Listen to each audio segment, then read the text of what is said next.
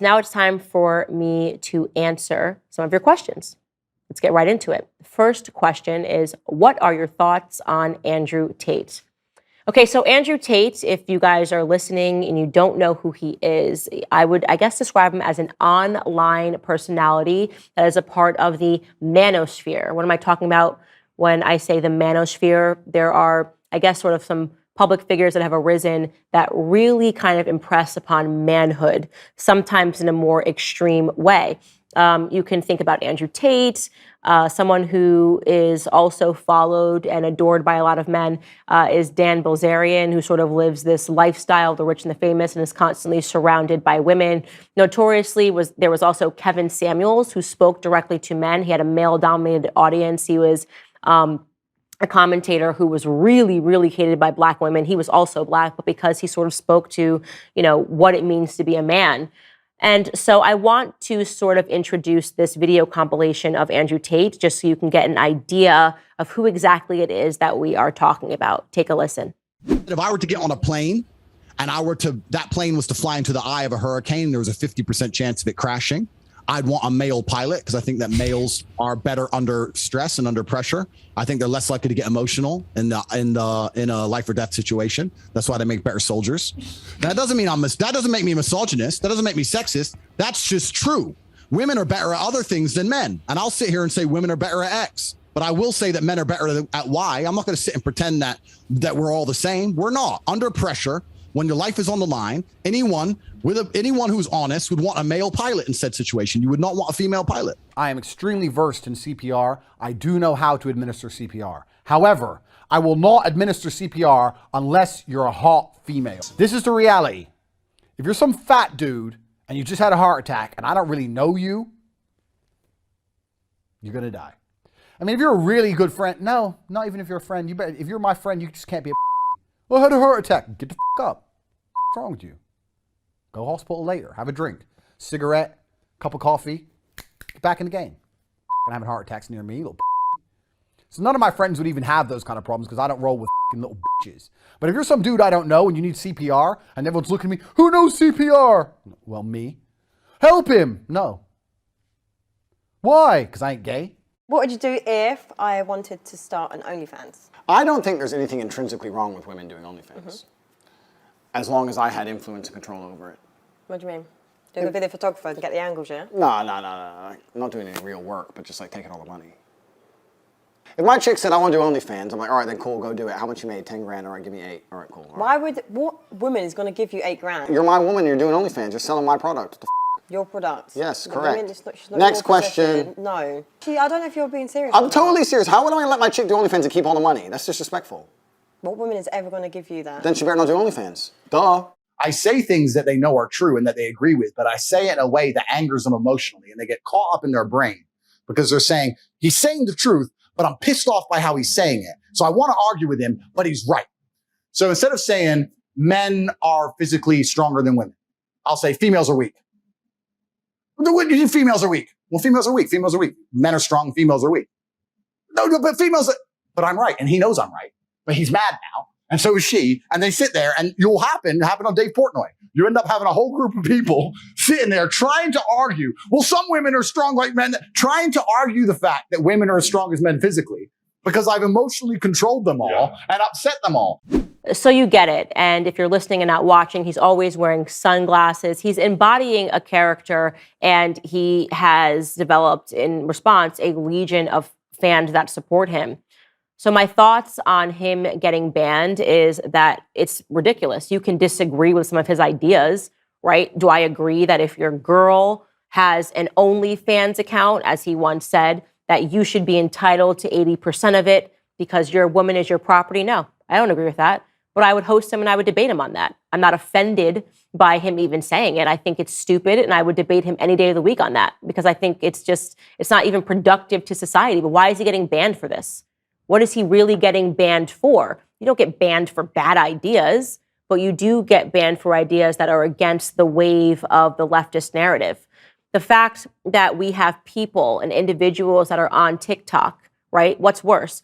TikTok advocating for minor attracted persons, advocating for pedophilia, trying to put a ribbon on pedophilia, right? Pretending that it's just a sexual preference, as if you're lesbian or gay. Yeah, I'm into children.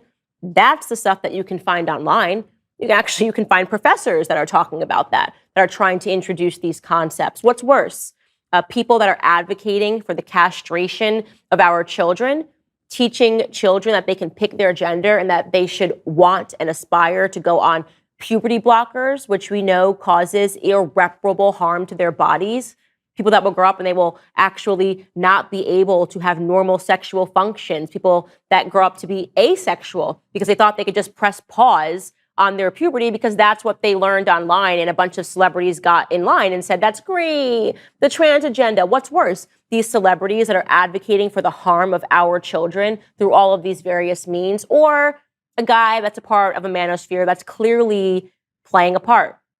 I'll also say this. Why do these people get so many followers? Why does Andrew Tate get so many followers? Why does Dan Bilzerian? Why do Dave Portnoy? Now, these people are different, but why do they inspire so many men to want to get behind them? Well, maybe it's because we are living in a society that keeps trying to force the other extreme. These men are hungry for leadership. They want to be told that it's okay to be a man, right?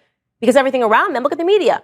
Oh, toxic masculinity. Oh, you're a bad person if you don't have your tail in between your legs. Oh, the woman should act like men and the men should act like women, right? Men should apologize for being men. That is the message that is coming from the mainstream media. And so, of course, these men are looking for something else. Like, give me anything else. Give me somebody that at least says it's okay to be a man. And these men do it. They say, it's cool. I like hot chicks. And guys go, yeah, awesome. At least we said it. Stop trying to tell men that they have to like fat people, right? You have to like Lizzo. If you don't think that Lizzo is hot sauce, then you're problematic, right? That's the message that they're getting. So then someone gets on a platform and they say water is wet. They say hot chicks are hot. And these men celebrate, as they should, because they need to stop hearing these ridiculously toxic ideas and stop being led to believe that there's no place for them in our society. I'll wrap this portion by saying this. There is no society that can survive without strong men. So this is the natural response to a society that is impressing upon male weakness. You're going to get the other extreme. Why are you so pro Kanye? I get this question a lot, and yesterday I posted a photo of me wearing Yeezy Gap. Kanye and I are friends, first and foremost, and he asked me to be a part of that campaign, and I said yes. I think he is a fashion genius. If you have watched his documentary on Netflix, you will see that Kanye West is somebody who is tremendous, and I value him as a friend. That's, the best way to say it. Before I ever got into politics, here's a little fun backstory. It was Kanye's music that inspired me to sort of figuratively jump out of the window and just go for it. There's a song called Power that I listened to on repeat. This is before I ever knew him, before I was even a public figure. I would listen to his song Power on repeat, and it gave me the courage to do something different, to be willing to be a Black conservative in the open space that wasn't going to apologize for my conservatism. Of course, I am not the first Black conservative to have a platform, but I think I'm one of the only ones. There might be a few that won't apologize for who I am. And I do credit that courage that I have with a lot of Kanye's music. For those of you that follow it, he has always been someone that has been courageous in many capacities when he's been told that he can't.